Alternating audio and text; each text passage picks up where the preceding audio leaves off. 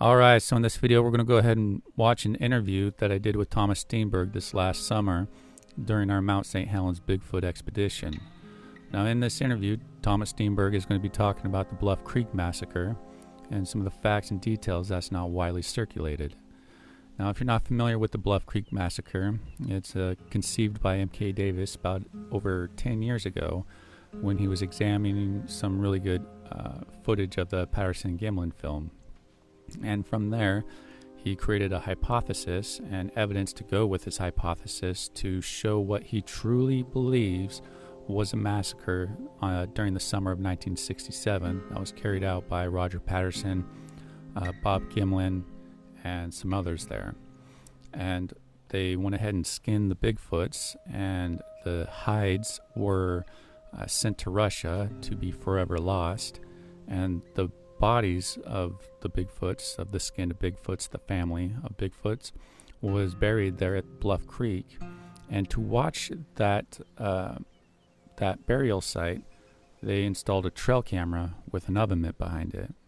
And so you can kind of see that, it's something that really needs further discussion about because there's some holes in the massacre hypothesis that don't really make sense. And that's something that I was kind of hoping to have a discussion about with M.K. Davis during a live stream on the CARC Universal YouTube channel with Brendan. He was going to moderate an online discussion between M.K. Davis and myself, so we can kind of go over the whole massacre line by line, to see what he's claiming and to show what evidence there is to counter that. And I did a lot of work in researching and to do this live stream. Unfortunately, he ended up backing out a week prior because I think he's just uncertain how the actual dialogue would go, and he's got some health stuff going on that he doesn't want to perpetuate any worse. So I respect that. It's always an open door for that discussion because I think there is a lot to be learned in that discussion, because I just don't think that all the facts are out there and people are making decisions on subjective facts and interpretation of evidence. And that's something that I really wanted to explore with them. And again, hopefully that will happen soon. I know Todd Gatewood is out there trying to promote the whole Bluff Creek Massacre, and if you just saw the video I did with it, he's kind of making a fool about himself, just the way he's going about it, because he's obviously doesn't really know too much about it when he's accusing the wrong Bigfoot group of trying to cover it up. So hopefully he will take a step back and stop promoting Bob Gimlin as a liar and a murderer, because there's consequences to rhetoric like that. And Bob Gimlin has already got death threats from the last time the How to Hunt guy gaslit his audience into thinking that they all killed Bigfoots down there the summer of '67. And, it's just one of those things that really need to be thoroughly discussed so we can make a informed decision on what really happened that day. And as you'll see in this interview with Thomas, he's going to go over a lot of details and facts that a lot of people don't know about. And there's even more details and facts that he doesn't go into. He primarily goes off the report that he did with the late Bill Miller, I think in 2012, to counter the claims that M.K. Davis was making.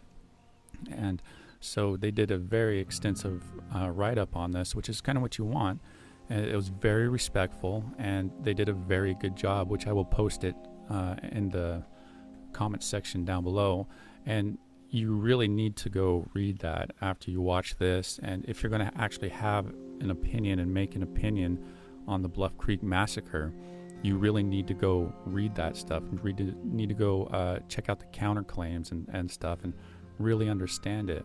Now, I am going to be doing a really in-depth look into the whole Bluff Creek Massacre, I think like never before, because I put a lot of work and research into it. And even though I'm not going to be able to get a little sit down with M.K. Davis, I will at least try to articulate what he is presenting, and really kind of present what's all associated with that, and the counterclaims that go with it. So it'll probably be out before the Randy Brisson one. We know that. But so yeah, that's that's the best that we can do with this type of information, is just to have good open dialogue about it, be adults about it. We don't need to get so emotionally attached to it that we're going to get angry and be vicious towards each other. Because I've been actually talking to MK Davis behind the scenes, in private message, and he's like the nicest guy. Like, literally, besides the whole Bluff Creek Massacre hypothesis, him and I would get along great. Outside of that, there, it's just funny that we just get hung up on that stuff there, that we got to make the other person the enemy, when we're really all on the same side, because we're all interested in Bigfoot. And so hopefully, MK Davis will want to have that discussion and help set a new precedence for how we do discuss things going forward, with how we can really vet stuff out and figure out what's going on and stuff like that, because MK Davis truly does believe the massacre happened down there. He's not trying to hoax anything. He's not trying to make money off anything. He truly believes it, and he has a bunch of evidence that he thinks proves it. And that's a great discussion. It's a great discussion, a back and forth discussion. And again, MK, I really encourage you, Brendan with the CARC, it would be a great moderator to help facilitate that discussion and make sure it stays on point. And we'll definitely stay respectful towards each other, and along with everybody in chat, because we're just kind of curious what's going on with the whole massacre, and the facts and details behind it. So I guess without further ado, here's the man, the myth, the legend, Thomas Steenburg. In 2009, myself and the late Bill Miller were contacted by John Green, who had received some disturbing emails from the late Bobby Short and his name just went out of my head.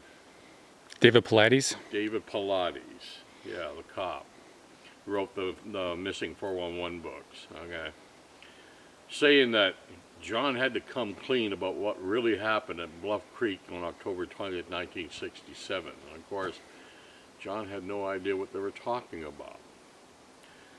And doing some digging, and we found out that one MK Davis had come out with this wild and crazy theory that John Green, Rennie DeHinden, Roger Patterson, Bob Gimlin, and Bob Titmus were all down there on October 20, 1967, and had massacred an entire family of Sasquatch, disposed of the bodies, and spent the next 50 years saying to everyone who would listen, what we need is a body or a piece of body to solve the Sasquatch mystery.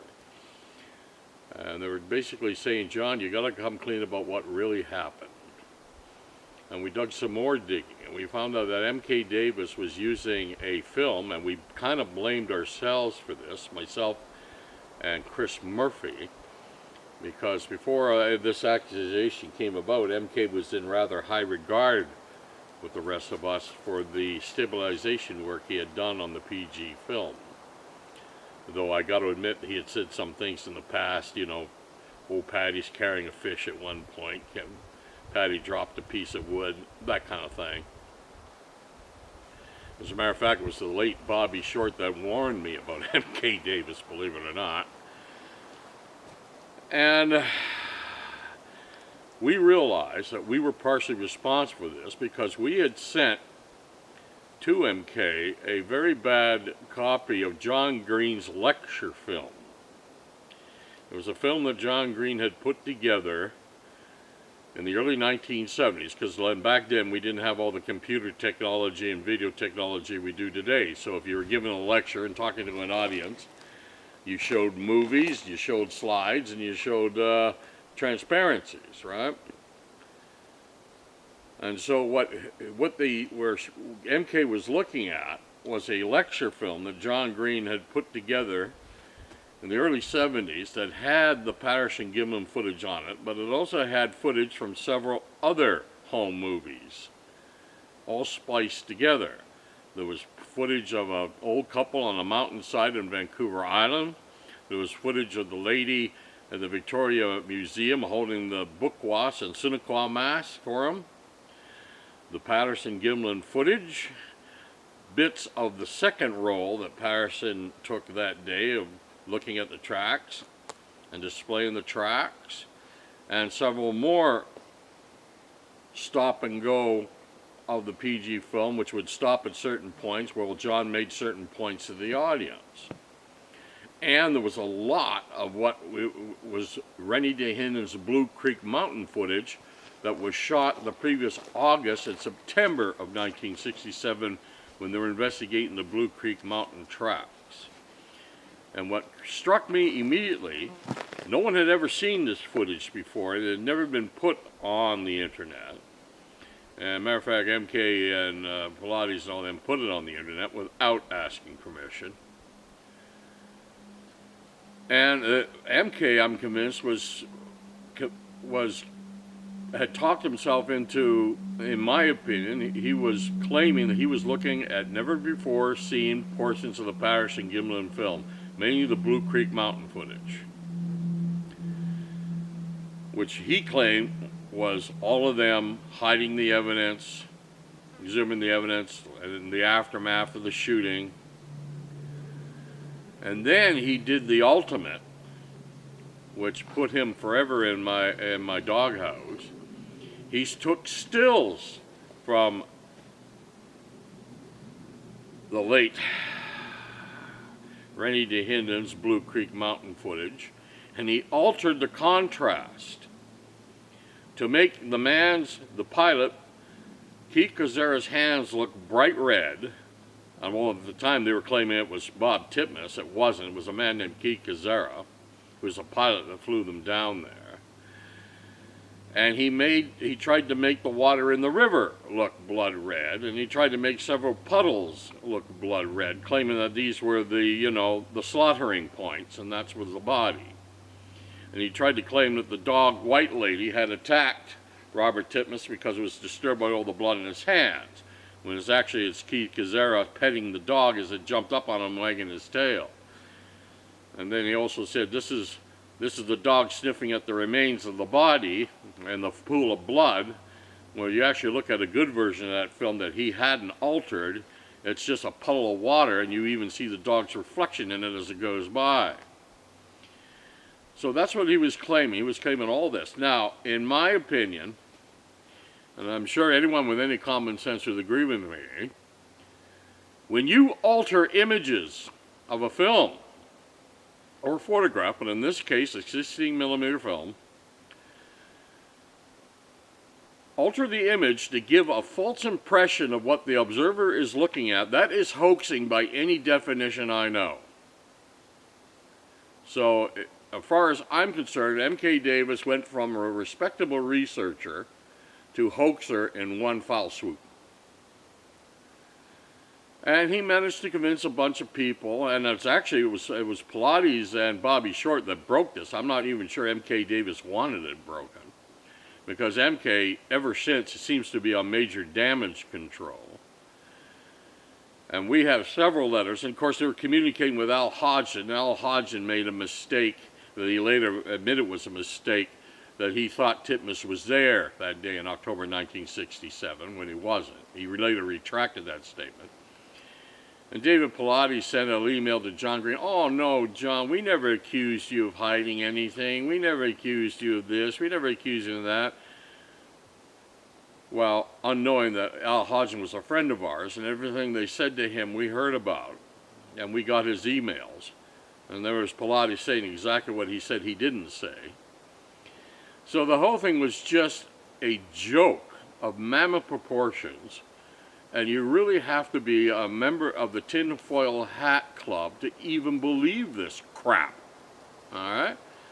But a lot of people choose to believe it. I don't know why. There's a lot of gullible people out there.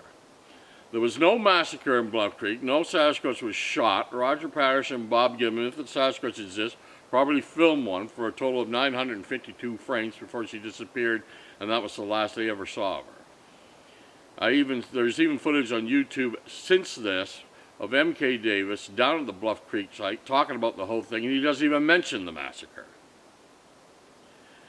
So the whole thing was blown out of proportions. Bobby Short insisted, the late Bobby Short, who got angry at me after this, because we sent her clear pictures of the pilot, a man named Keith Gazzara, who lives in Medicine Hat, Alberta, and was still alive in 2010 and 2009 when all this was breaking. We talked to him, and he gave us copies of the flight log at the time, proving that he was the pilot that went down and landed in Orleans.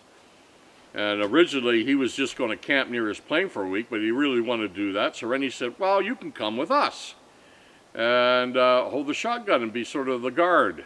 And that's what he did. And that's why you see him in all this footage. I mean, Bob Titmus was only 5 feet 6 inches tall. He was a couple of inches shorter than I am. Keith Gazzara, the pilot, is as tall as John Green. He's about 6'4". Now, I got to admit, in the blurry from profile, he does kind of resemble Bob Titmus. But at the time, Keith Gazzara was in his 30s, and Bob Titmus was in his late 40s. It was not Bob Titmus. Bob Titmus wasn't even there. And she wouldn't believe me on that. She just kept saying her unnamed experts say this is Bob Titmus. I'm sure her unnamed expert was David Pilates and M.K. Davis, though I've never got her to admit to that. And then poor Bobby Short passed away, a fine researcher, but she just would not accept that she was wrong in this case. She got very angry with me. It was like she just didn't seem to want to hear when I sent her the facts, you know. And so we decided we had enough, and John Green was very old at this point. He was still alive, and he really didn't want to go through jumping through all the hoops to try to contradict this. He just wanted to go away.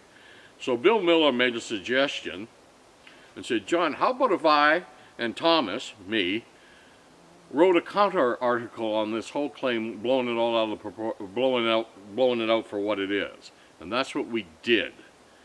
And the result was the article, The Massacre at Bluff Creek by Bill Miller in association with Thomas Steenburg. Bill Miller did most of the writing, I gave him most of the information. And that article, if anyone cares to read it, is still available up on YouTube, or anybody wants it, they can have the facts of what really occurred in the so-called Massacre of Bluff Creek. All right. So there was some email exchanges too between Pilates kind of getting caught in a lie, wasn't he? Yeah, he emailed John Green saying that, well, John Green, you accused me of this, you accused me of that, and Pilates said, oh no, we never accused you of that, John.